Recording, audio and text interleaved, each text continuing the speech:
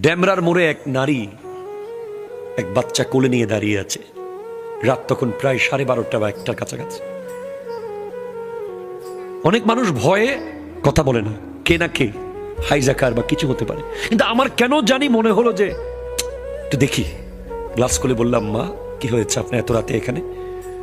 বাবা, আমার বাচ্চাটা 7 দিন ধরে কিছু খায় নাই, আমাকে কোনো টাকা দিয়ে না, আমি ভিখারি না, আমার বাচ্চার জন্য একটু খাবার কিনে দেন।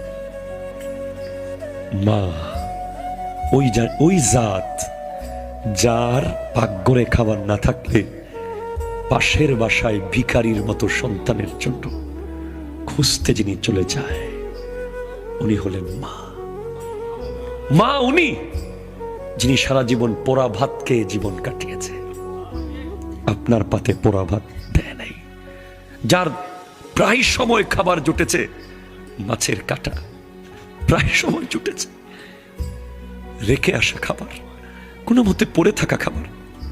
আমরা সবসময় ভালোগুলো, ইভেন মায়ের পাতের ভাত সন্তান যখন দেখতেছে আরো লাগবে তার খাবারের অবস্থা দেখে মা আস্তে করে পাত থেকে ডেকসিতে রেখে দেয়, সন্তানকে দেখিয়ে দেখিয়ে ডেকসি থেকে আবার দেয়। সেটা হলো মা।